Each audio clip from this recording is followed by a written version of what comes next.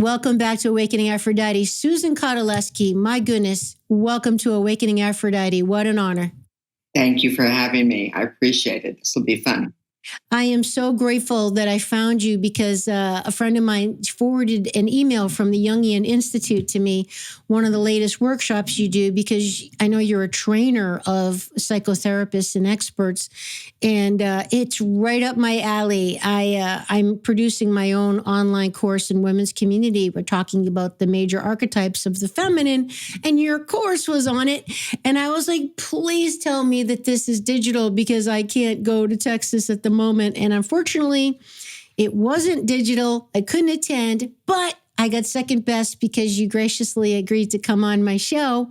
And lo and behold, did I find out in researching you, I could have you on 20 shows. You have so much knowledge and your area is exactly right up my alley. So why don't we start with, even though I did mention it in the intro, just a little bit about your introduction, Suzan. What would you like to tell us about what brought you to where you are today? Oh, goodness. Coming to be a therapist. I've got 40 plus years of that. And it makes sense that I did that because I was in a family of 4 boys, 3 boys and myself, and felt like I was the mediator to take care of. Everybody is going to be okay. Just slow down and talk. So I've been doing it all my life. And so it feels very natural. It's fascinating for me. I am enthralled with human behavior. I am just in awe of the human condition and how I think it's my belief that we heal regardless. It's just when we call in particular resources, whether they're coaches like yourself, a therapist like me, a workshop, whatever, it just gives you a little bit more of a boost and moves you along. And there is no destination. You don't get to the end. There is no destination. You don't get to the end. And, another thing I've learned as I've gotten older is that you never get it all done. It's just like the whole to-do list thing and all, it's like check off 2 things, add 4. It's like, okay, so somehow you've got to get to the place of wisdom within yourself where you calm down, give yourself a break, and just realize I am not going to ever have everything checked off. There's always going to be adding more because where there's life, there's more, right? And there's change. So you just got to kind of find a place within yourself to be okay with it and be okay with the messiness, right? Yeah, the messiness. And the piece for me in that is that I realize, I keep reminding myself that I may be able to do a lot. Do I really want to? Am I doing it because of my satisfaction? I want to give this particular thing. And am I doing it because I can, and I think I should? So my focus has become more narrow, more refined about what I'm willing to do and to whom I refer other people. It's like that saying, then they say, when you can't say no, your yes has no meaning. It's like, Suzan, it's been a huge lesson for me. I really went through it deeply, probably about 5 years ago when I switched and, started this podcast and went through the dark night of the soul of myself and all that and total kind of like an identity crisis change thing. And I realized I just had to learn boundaries. I didn't even know I didn't have emotional boundaries, and the whole people-pleasing thing, I like to refer to myself as a reformed people pleaser, because the whole yes, no, and I like how you said, even though you could do something, you now kind of take back your sovereignty of choosing, like, do you even want to? Even though you could and they want you to. I mean, that is a hard thing for women. Like, what would be your suggestions for us that are struggling? Because God, there's so much guilt and responsibility. And then you got the whole nurturing thing. It's like, how do we walk that fine line between me and you and the boundary, right? One of the trainings I've done is a body-centered psychotherapy. So my belief is that, the wisdom comes from the bottom up, which means pay attention to your body first. And if somebody asks you to do something, notice your body. Are you going, and moving back? Are you going forward to, oh, that's interesting, I might be interested in that? Or are you just kind of neutral? So just knowing that will give you a direction of, do I ask another question here? Do I say, boy, this sounds wonderful. My schedule, I just am not able to do this, but I have somebody I can refer you to, So just use your body. Trust yourself. That's been another huge lesson for me, because I feel like our culture is so quick to respond, right? Like we don't take that half second, because it doesn't come naturally anymore. Maybe it was natural when we were younger, right? To be in touch with our body's feelings and signals, but we kind of cut all that off and we just kind of respond. And it's almost like pauses and dead space and all that is like uncomfortable for people. But for us to take a moment to check in, how am I feeling about that? And speaking of that, that's going to be one of the things I really want to get into your wisdom about, is the 4 functions of consciousness. We're talking about the feeling function and the thinking function, and how we're so detached from that feeling function. But before we get ahead, unless you want to say something about that, because I don't want to miss a little bit of your background and the whole what brought you here. So I guess my experience of myself is from birth. I was kind of different. I was born with club feet. So there was this, and there have been events in my life that have been beyond what people normally have. And so in that experience, I think I've learned a lot about myself, about the world, or at least have come up with my own perceptions. But it's just important that I look at myself, what's the purpose? And I'm kind of a lamppost holder or a light shiner. I'll shine the light where people don't want to go. I'll shine the light at, oh yes, we have a wonderful life, and and life is wonderful. And there's this ugly stuff that happens too. yes. And we can't ignore that. We can't pretend that we are exempt from that, because you're not. The Buddha, there are 10,000 sorrows, 10,000 joys. So it's the suffering and the joys that we have to embrace in our life if we're going to make anything of ourselves and grow to the best of our ability.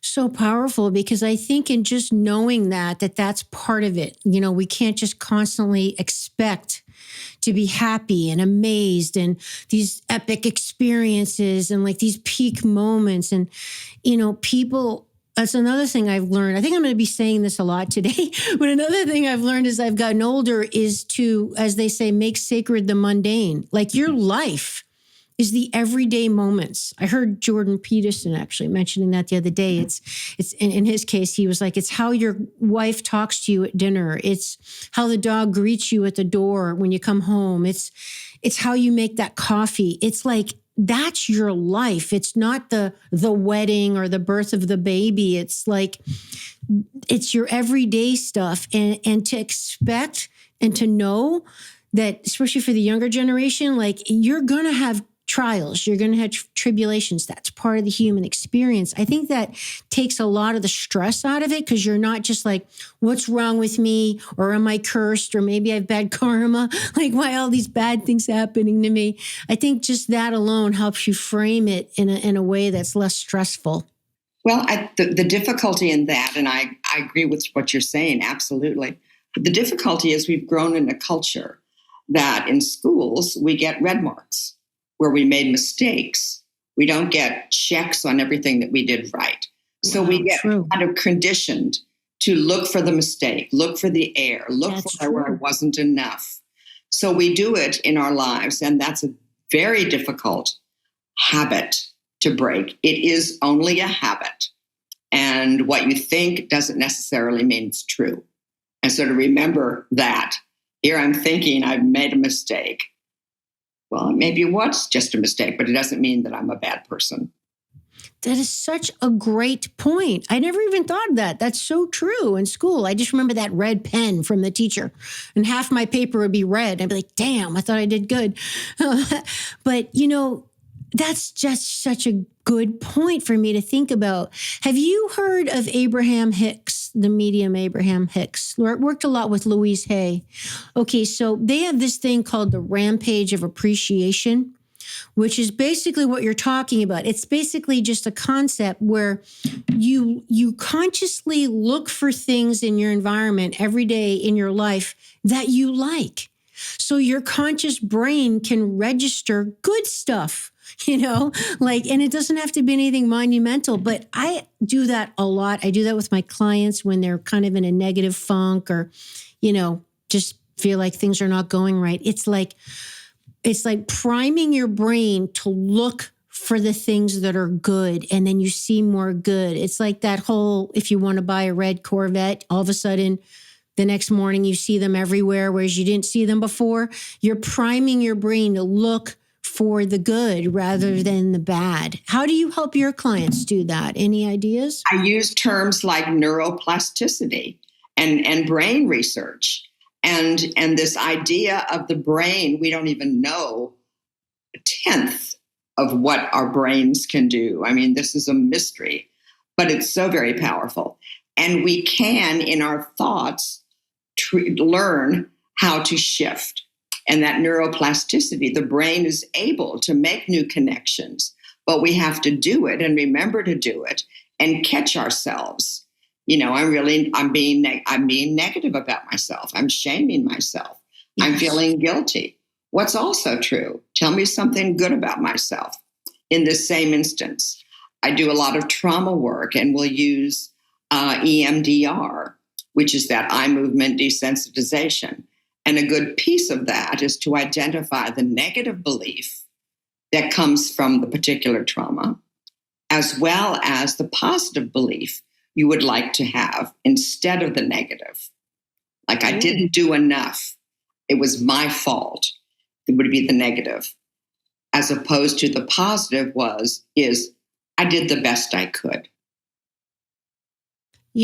I'm not surprised you are trained in EMDR because I have wanted to do that type of therapy. And I remember years ago, I had hired a therapist to help me through some trauma I had gone through. And I hired her because she said she was an EMTer or whatever the expression is, trained in that. And Suzan, she would never get to it. It was like all these sessions and she kept saying like I wasn't ready and we were doing all this talk therapy. Bottom line is I stopped going because I'm like, this isn't helping me. Like, the whole talk about the problem thing. It's like, anyway, I've been wanting to do EMDR because I'm glad you mentioned that. And just for the audience, anybody that's dealing with trauma, perhaps they could look into it because it's known to be very effective. Would you like to just maybe mention kind of what it is and how it works? Yes, it's a trauma recovery technique that was developed by Francine Shapiro. Is that her last name? I can't remember. And she used to work with vets and PTSD that way. She was walking her dog and realized that these vets weren't able to get into the event that they were so traumatized by. And they would talk about it, but they wouldn't let themselves go back to it.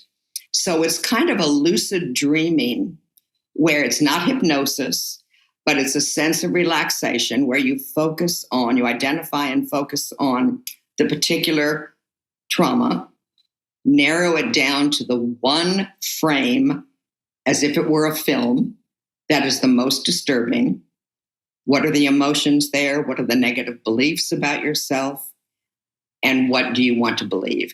And then you start the eye movement. It can be eye movement. It can be, online, people will do tapping like this. Tapping, okay. And this bilateral stimulation gets yourself into a place of kind of where you have access to your unconscious mind. So we do that for about 4 or 5 minutes. You're telling me what is coming up. And we stop. We take a measurement of how you've eliminated some stress. Start again. And then when the negative beliefs or the distress is lowered, then you start instilling the positive beliefs. It's pretty rapid. It's excellent. You need to have somebody who is trained in it. You could check into the eye movement desensitization and reprocessing association. Okay. They have therapists who have been trained, who are all over the world. So you would want to go to somebody who is legitimate. I just think it's brilliant because one thing I sure have learned the hard way is try as you might to overcome some kind of trauma that you've been through emotionally.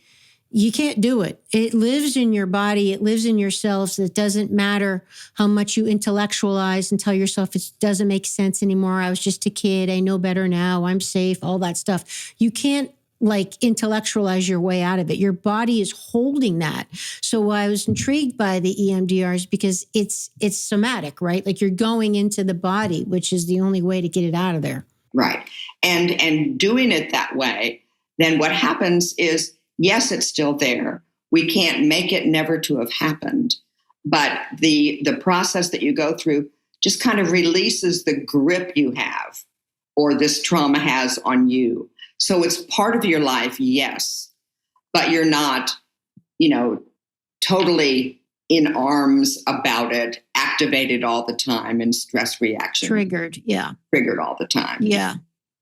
Well, let's get into trauma then, because you certainly know firsthand. My God, when I read your bio, oh my gosh, Susan, please share with us what happened to you at the assault, the invasion. My goodness gracious.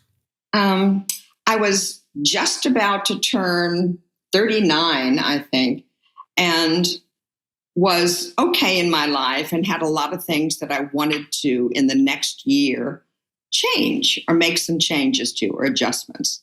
And I kept putting it off, knew exactly what I needed to do and wasn't. And the assault came as though it was giving me the time out. I could no longer keep functioning in my world that let me postpone doing what I knew I needed to do. But what happened was a man broke into my home in the middle of the night, robbed me, raped me, beat me in the head with a hammer, and pretty much left me for dead.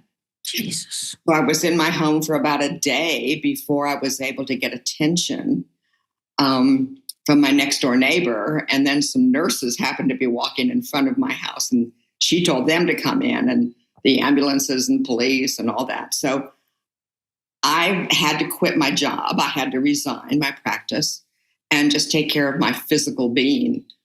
I was lucky to be alive.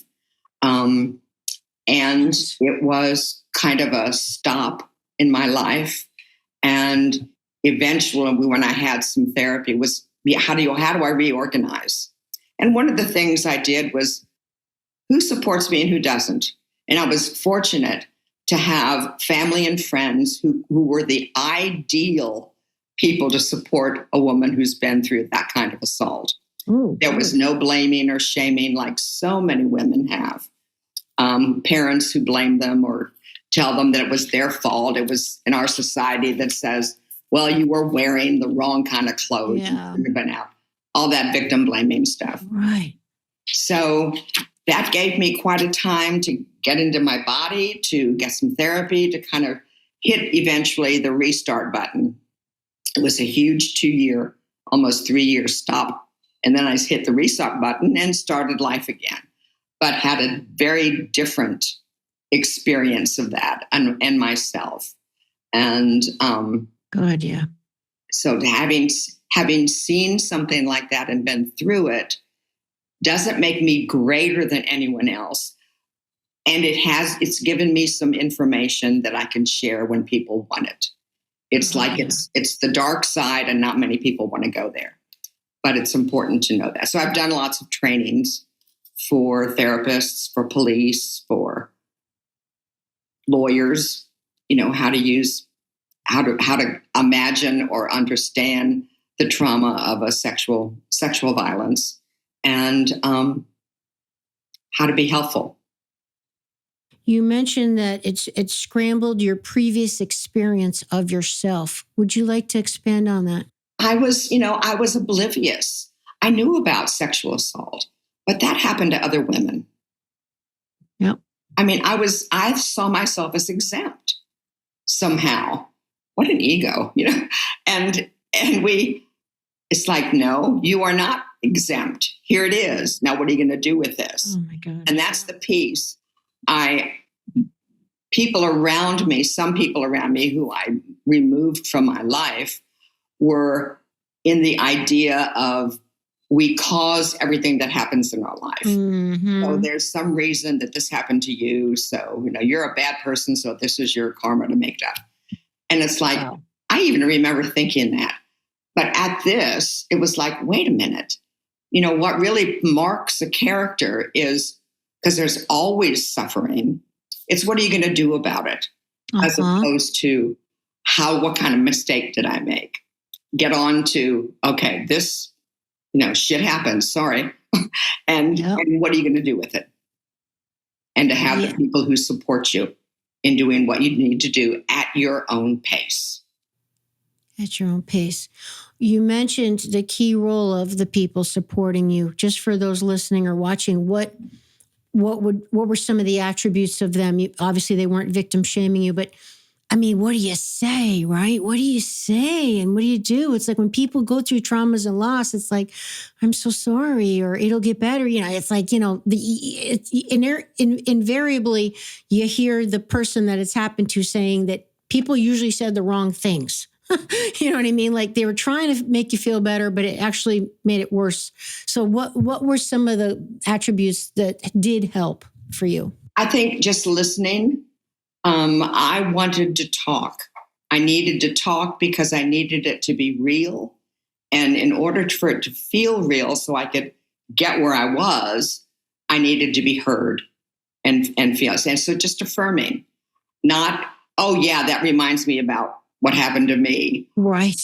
Or you're going to be okay. This is such a wonderful experience for you to have had. So you don't know that. So just listening, sometimes just silence. Yep.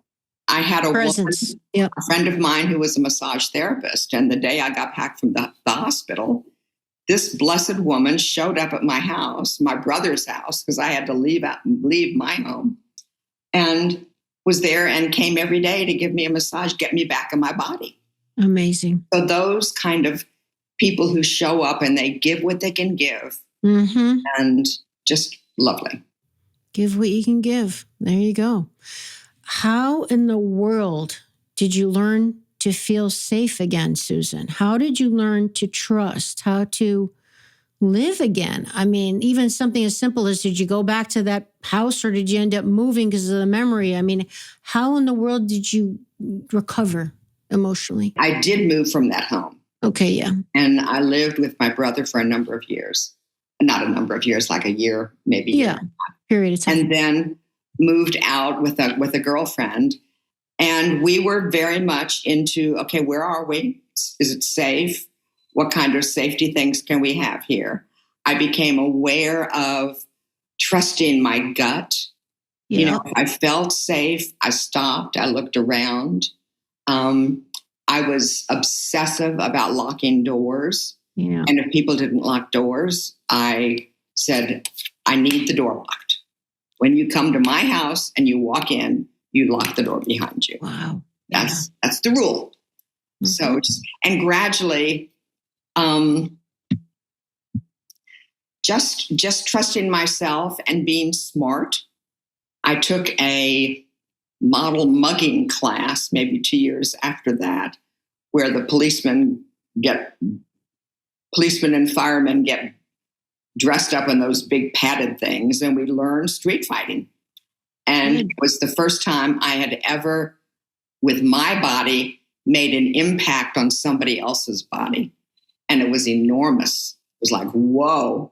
So there was a confidence empowering. And a body connection that there is a part of me who knows what to do and can do that. Cool. Yeah, it's great. I recommend that for everybody. No kidding. That's awesome. You said that part of the lesson was to remember the people who love you have been impacted by these types of events as well. How so? Well, I mean, their sense of helplessness, They're not knowing what to do. They're going through their own, what could I have done to protect her? I wasn't the right kind of mother. I should have, whatever. She didn't say that, but I've heard from other clients that kind of. And to understand that they have their own experience of this trauma. It affects the entire family. My father was rageful. My mother was in shock and mother nurturing. My brothers, military, they wanted to call the army and find this guy and track him down. And so, it was important and we all talked. We did talk about that. The process went on several years because I was notified that he would be paroled. He was arrested, tried, and put in prison. And then the state of Texas notifies the victim when the person is up for parole. So that's when I launched a parole protest and involved people, all my friends and cohorts around the state of Texas and all over the country, and who would write letters fighting his parole. And that happened 3 times. But then he was released, and I had a day of celebration and release in my backyard. It was the day that he was released. And I said, okay, I need to be released from this. And so I had my friends and my family there, and we honored what had happened. And now it's time to move forward. Wow. That's super inspiring. What a great idea. Isn't that great? Is it safe to say, do you ever heal from something like that, Suzan? Do you feel like you're healed, or are you just kind of forever changed, or you're better now, but it's like a scar? I mean, how do you feel about it now? I really try to stay away from those words like healed, because that's like getting to the destination. It's over.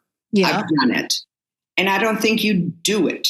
I mean, we're impacted by our lives in many, many ways, and they create who we are. They become part of the tapestry of who we are. There's this thread through me about a sexual assault. There's another thread of me about the deformity as a child. Everybody has these events that make them who they are. And part of the character building is, how do you respond to that? What is it you actually do with yourself? The deformity as a child, the club feet. What is that again? Club feet? It's a genetic thing where your feet are kind of like clubbed like this. Like claws? No, not claws. They're just turned in on the heel, and the toes are turned in. So it's kind of like a circle. Okay. So there were several operations that I did. I was very fortunate to be able to have those operations. One of the things that happens not often, but when I'm out in the world and I see someone who obviously has club feet and didn't have the benefit of the surgeries I have, it's like, yeah. Right. I mean, something just as simple as being able to buy a pair of shoes. Yeah. And you don't have any pain when you walk and stand and all that. Yeah. I mean, my feet are tender. That's a part of my body that. Mine are too. We've all got some part of us that needs a little bit of special love and attention. Yeah. Good Lord. I just love your attitude. I mean, it's another thing I think the younger generation has to realize. It's like the people who we think of as strong and amazing and all that aren't that way because nothing bad has happened to them. They're usually that way because something bad happened to them, right? Do you want to talk about that? I think that's exactly true. Yeah. And that's the character building. That's the resilience. That's the will to live. That's the finding a purpose. And what is the lesson here that I can learn and take with me from this time, as opposed to have it some sort of fault that occurred. Okay. So I'm going to ask you as the professional, this is something that's always perplexed me. Let's do a hypothetical family. We got a mother, father, and 2 children, basically close in age, obviously same parents. The parents supposedly, they have the same life, right? So they're in the same household family. One kid responds to something like we're talking about in one way, and uses it as an excuse, as like, not the victim mentality, doesn't have a great life because of it, for lack of a better term, just to simplify, right? Whereas the other kid kind of uses it as a springboard to learn, okay, how can I overcome this? How can I get better? Otherwise become stronger because of it. Same family, 2 kids. What, in your experience, what can the parents or the people listening do? Like, why does one respond one way and one the other way? What do you think about that? Because there's so much more to it than being in the same family. Okay. Because, we've got age differences. We've got our own experience of self, what has occurred with each one of these children that have given them their sense of identity, their sense of agency in the world, that they can actually do something and have it matter. And that's all very different. I don't know, for the parents to be curious and to be supportive and not have in their own minds a particular way they should react to this particular problem. That to support them, the child has to do the work. The parents need to find the resources to help the child do the work. And the parents need to be responsible enough to support the child while they do their work. But the parents can't do it for them. Yep. That's the difficult part often. Do you think that's part of a soul that comes into the earth, like that you're that type of soul, like your soul is here, like you're kind of like born that way a little bit? Or in what way? Like as in the way of wanting to figure out, okay, how can I overcome this? I'm not going to be broken by this. I'm going to be better because of it. Is that like, because that's another thing, parents say like, same kids, same family, and they're all so different, but they were born that way. Parents will say, ever since they were an infant, that one was fussy, wouldn't sleep at night, for example, and that one would, or was always smiling and happy, but that one came out of the womb basically yelling all the time, like whatever. I mean, do you think kind of souls come into the earth already programmed? Union, that's part of the Jungian idea that there's this temperament. Okay. And so you're talking about 2 children with different temperaments too. And to recognize that and how to support them and how to give them an experience when they're ready of operating in a different maybe function that they're not as naturally inclined to. And I know in part of your work over your 40 years as a professional, you shifted gears at one point from being a counselor because you said you knew your focus needed to shift to the parents whose family of origin wounds compromised their ability to parent. I was very much had a good bit of my early career as an English teacher, then a school counselor. And as I connected to the children, began to see that the kids were really the product of the parenting. And to help them meant to go to and help the parents feel more confident, have more skills. That's not a class, and we take driver's classes, but we don't take classes to parent. Isn't that amazing? Yeah, we have kids, and we just end up parenting them the same way that they were parented, which feels very normal, but is often it can be destructive. This is a theme. This is a theme that's been coming up a lot lately on my show, is with the current state of society and culture and the wokeism and the transgender and all the confusion.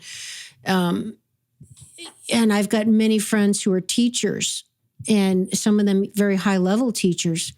And they're just, we, get together, have a bottle of wine, whatever, and they're just pulling out their hair like, these parents are so lost, and their kids are running the show, this 5-year-old, 6-year-old, 7-year-old. And the parent is just like, well, what do you want to do? I mean, it's like there's no guidance. And I'm a big fan of Leonard Sax's work. I don't know where you stand on that, but I mean, it's like, where's the parenting? Where's the guidance? Where's the wise elder to kind of give the boundary to make the kid feel safe. I know even when I was in high school, my best friend was a little wild. I mean, not totally wild, but certainly more wild than me. And her parents were a little more, hippie-ish, easygoing. And she didn't have a curfew, for example. And I had to be home by 9. And we would always say, my parents are more conservative. But you know what? Looking back at it now as an adult, those guardrails helped me feel safe. I hated it at the time. But do you want to talk about that at all? I think that's very important, that in the attempt, the parents have to be a good parent. Right. They don't know what the limits are. They don't know what's appropriate, what isn't. So they're not consistent. And their treating of their children becomes based on how they feel in particular. If they're having a good day, they're kind of more relaxed. Wow. And maybe let the kids get away with something. If they're upset, then they become really, really strict that day. So there's this inconsistency. Having a structure, having, an action plan, having responsibilities, and having those be clear and written down is the message of this is a functional family. We all contribute some way. And we each are supposed to be and are trying to be respectful, watching how we communicate, contributing, and finding what way that we can do that in the family. So, yeah, it's difficult for the parents, and they have to change, and it's hard to change, especially if they don't have new information. So to make themselves available to information, there are all kinds of wonderful online parenting classes that parents can take, which are very basic, down to earth, about responsibility, accountability, praise, reward, all of those. And oftentimes they have to put their feelings aside. They have to be adults, not getting sucked into the emotions of the child. And a lot, right, which are just going to be all over the place. They have to be the stable one, that, when the ship's going down, you don't want the captain freaking out, right? It's like, and I think too that some of the trouble I see is that the parents so much, I just think the intentions are good, but they so much want to be friends and liked and cool. And it's like, do you think that that's mutually exclusive, Suzan, for a parent to be cool and liked and best friends with their kid, but still be an ideal or proper parent with proper guidance? I think best friend is pushing it. Yeah. You have to allow your children to develop their own friendships and respect their choices in them, as long as they're not breaking rules, et cetera. But if we're talking about a parent who needs their daughter to be their best friend and share all this stuff, we don't want to be sharing information with our children because they're children.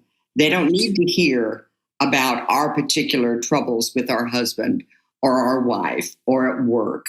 What they need to see is somebody who's human, who is upset sometimes and finds a way to manage that, but also has a boundary on what kind of information you give your children. You don't want to give people information they can't be with.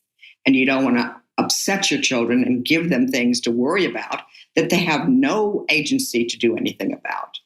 That's cruel.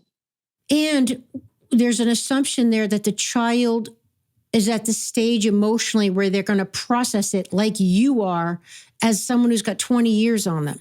They don't have that perspective, and you're treating them like an equal. I remember once when I have a niece who at the time, I think she was about 5, and her, my brother, she's my brother's daughter, and he had broken up with her mother, and she lived out west. And so, and my niece was living here on the East Coast with my brother. And I remember at the time I had a little party or something, and we were looking at photos, and someone in our family had gotten married out west. So it looked like the area where my niece's mother lived. Okay. This child was looking at the pictures, and we were talking about the beautiful wedding and how beautiful the bride looked and all that. Now, granted, this was not her mother, okay? And it was like a few weeks later, something came up, and my niece commented like, is my mom okay? Or something like that. And I was like, huh? What do you mean? Yeah, mommy's fine. Again, now she doesn't live with her mom because she was out on the East Coast with us. And why? And she's like, well, she was on that cliff in that long white dress. And I just want to make sure she didn't fall. Because they did these beautiful wedding pictures, at sunset on this beautiful cliff out in like Sedona or something. And bottom line is, Suzan, she thought that was her mother in the pictures, unbeknownst to us. She didn't say anything at the time. We're just looking at beautiful wedding pictures, and then we went and had lunch, and that was it, and here all this time went by, and she was anxious that was her mom in the picture. Now, I don't want everyone listening and watching to think, my niece has some kind of visual problem, like she couldn't see. I mean, she's just a child, and think of how small a little picture is on a phone, right? Like she just couldn't really tell that wasn't her mother. But to our point, right? Like here she was processing it in a way that never would have occurred to us, that she would in a million years think that that's your mom. And so we would have to reassure her it wasn't her mom. Thank God she said something so we could say, honey, that wasn't your mom. Let me show you the picture again. Let me blow it up so you can see her face. I mean, we have to remember that, the kids are not adults for a reason. And their brains, talking about neuroplasticity, maybe you want to talk about that. Their brains aren't even fully formed yet, No. And the frontal lobe doesn't get fully developed, which is the executive function, until the mid-20s. 20s. So for parents to assume that children are able to think and rationalize like they do, right, is an error. And it's very easy to fall into that. And of course, little children too, they're the center of their own little universes, as they need to be. And we need to respect that. So anything that happens, they feel responsible for. Right. And so really paying attention to little kiddos and watching their body language, listening, seeing their eyes. How are they sleeping? Is something going on? Do they have little furrows? Are they thinking? Right. And boy, you look like there's some worry inside there. Is there some worry in there you want to tell me about? Just opening. I love it. Yeah. That's so powerful, Suzan. And you're right. So good that your niece asked the question. Can you explain to us what this workshop is about, why you developed it, and a little bit of what you teach in that? Yes. I am a woman without children.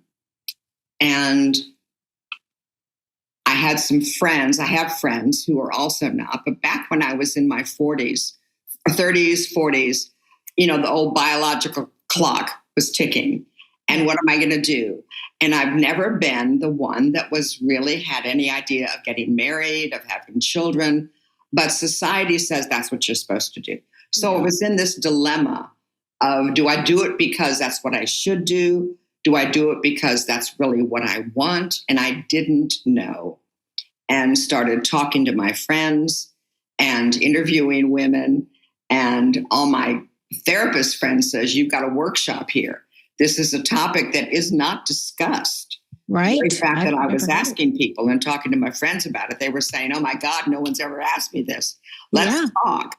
So that just evolution of curiosity and who are you and how are me and what's your story here became a workshop that I've been doing since 1994. It's a workshop about women who are not mothers in the natural way.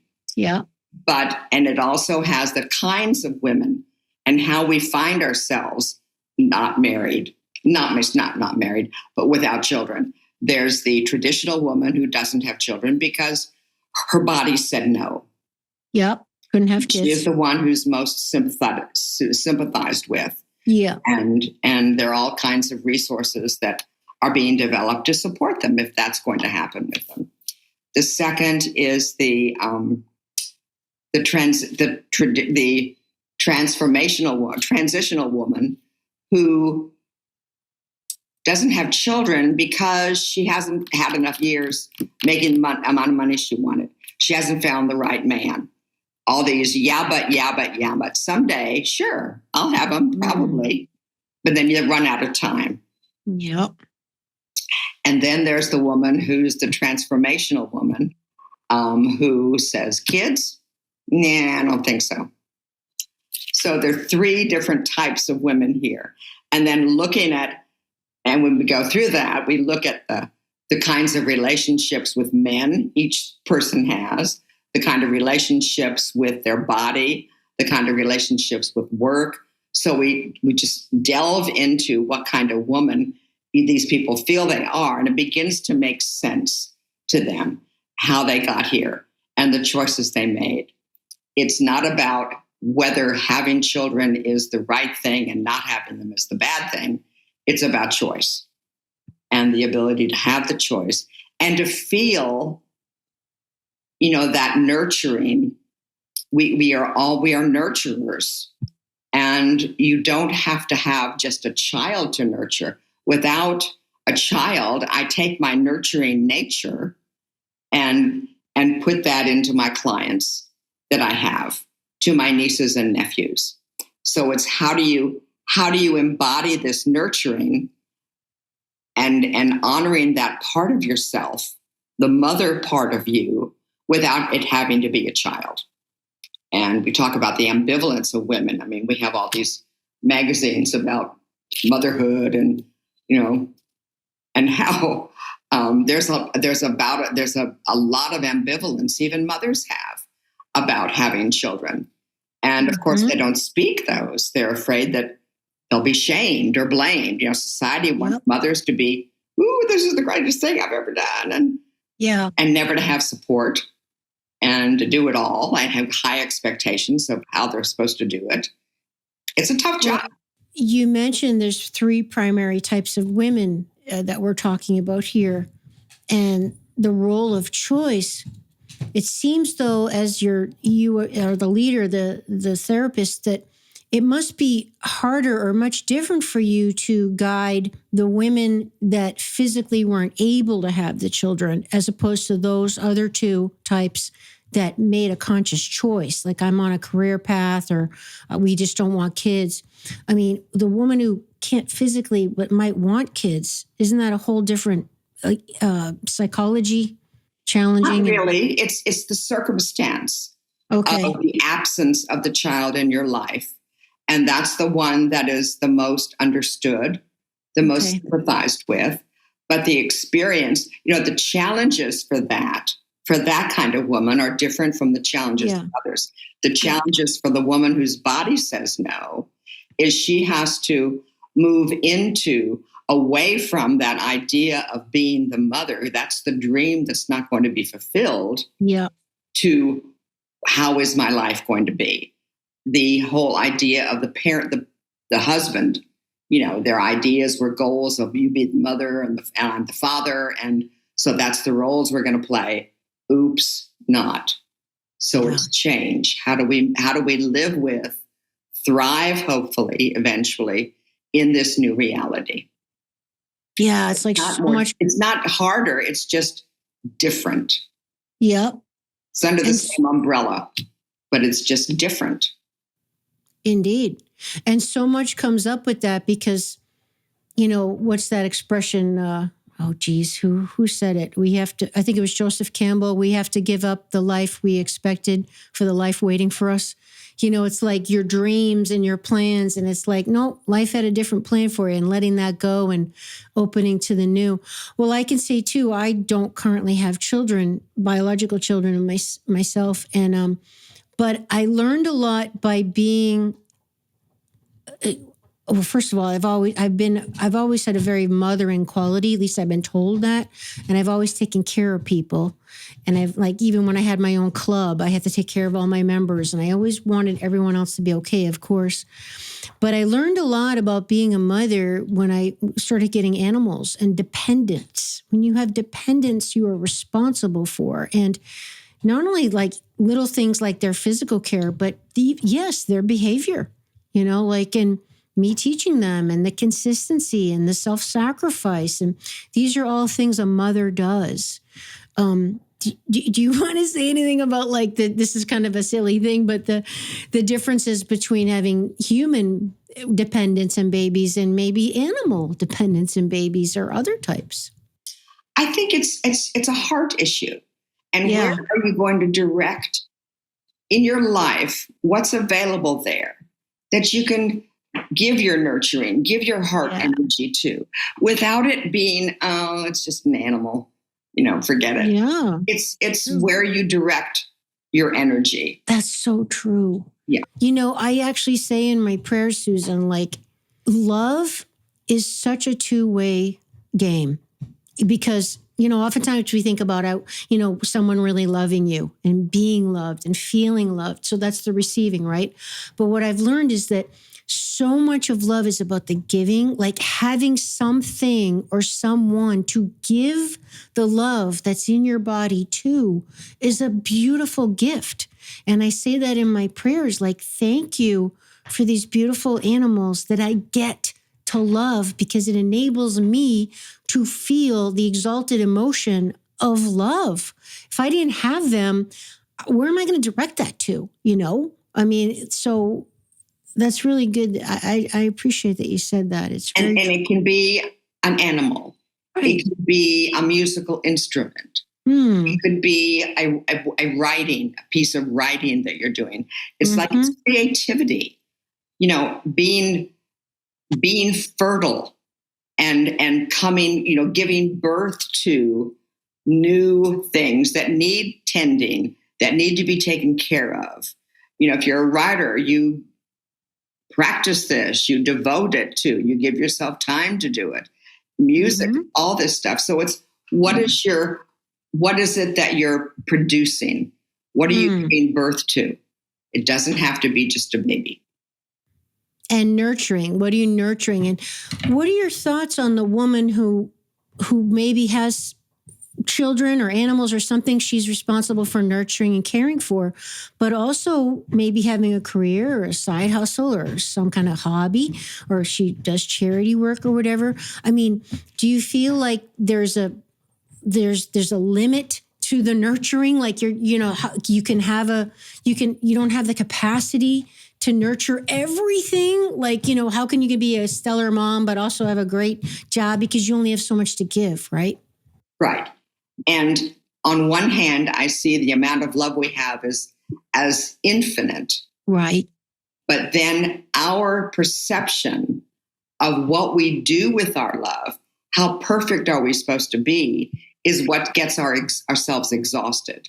That we give 100% to the hobby, 100% to the kids, 100% to the new cooking class, 100, and we're worn out. So there's also the ability, when you have children, you got to say, no, not now. Yeah. That's enough. And you have to be able to say that to yourself. That's such an important point. Having that limit. And wow. And that doesn't mean you're not a bad mother. Right. That you are a bad mother. It's like your ability, your right, and your responsibility to know what you can manage, know what your limitations are, know what has to happen. If you can do it, great. If you can't, then get some support. And of course, that's ideal, because there are a lot of people who don't live in a world where they have all the external resources, as sometimes we are privileged to have. So it makes it more challenging. How to set those limits so you don't get burnt out and then you have nothing left for you. How do you help women do that?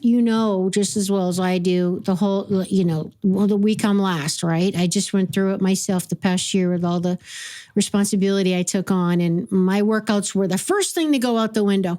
So, my self-care kind of didn't happen for a while, but now I got to get it back. But what do you do, Susan? What do we do here? How do we not feel guilty and take care of ourselves too? Well, you have some compassion for yourself. Okay. And maybe set an intention. This year I'm going to take care of moving my body more responsibly and regularly. That would be mine. I don't want to say exercise. Yeah. The word exercise just sends a up my back. But movement, I can commit to movement, set an intention for movement. Yeah. And to make my plan doable. Right. That I don't say you're going to do it 7 days a week, for 2.5 hours. So just making something doable for you. Set yourself up to succeed. And when you do it, great. When you don't do it, all that happens is you didn't do it.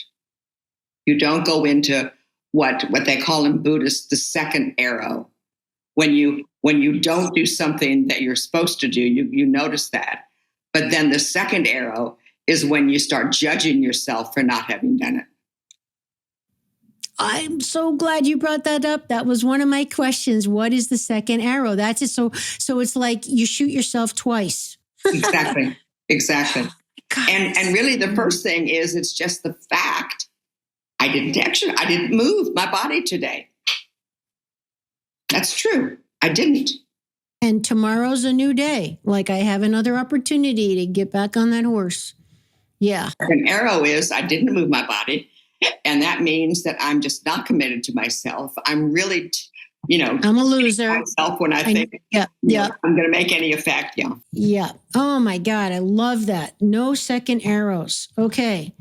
So I know we're getting toward the end here. As usual, I knew this was going to fly by, and I'm really glad you agreed to come back on because we need to get into the functions of consciousness, and I want to get into the 4 aspects of woman, that other course you have on the mother, the companion, the Amazon, the medial woman.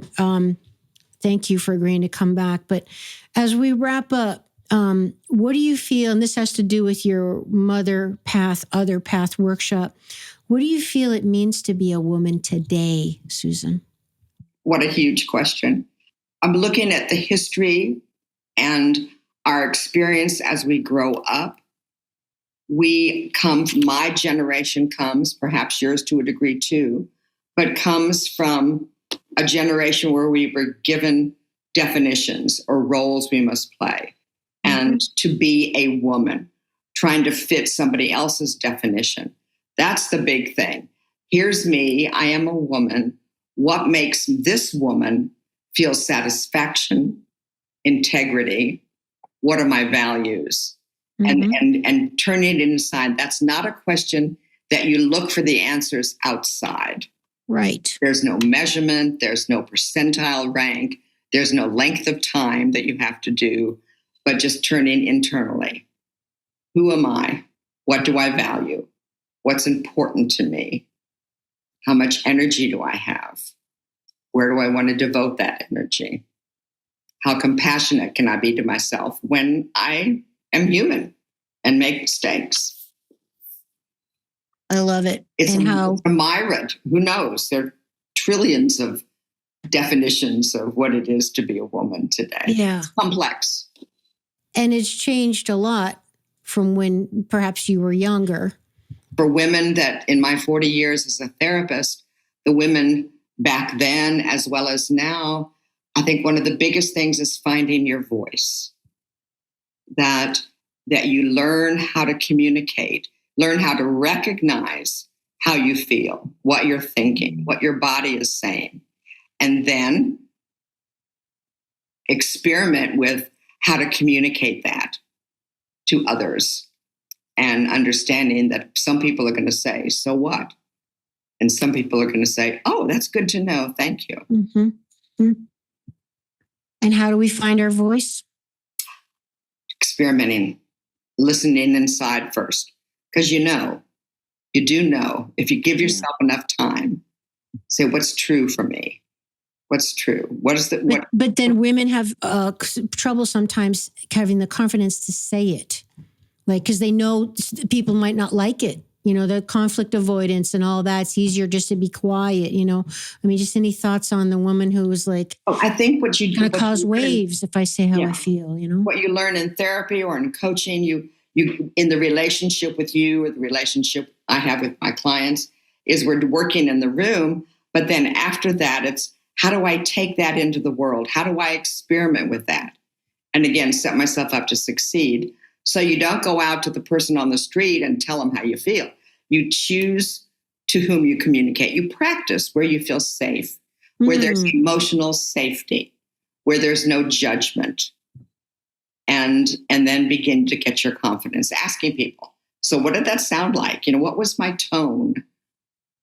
What was my body language? Yeah. Such a great tip. Practice where it's inconsequential, like you're safe, like something silly, like what do you want for dinner? Well, I know my partner would really like pizza, but I really would like a calzone. And, like speaking up or whatever when it doesn't mean anything. That's great.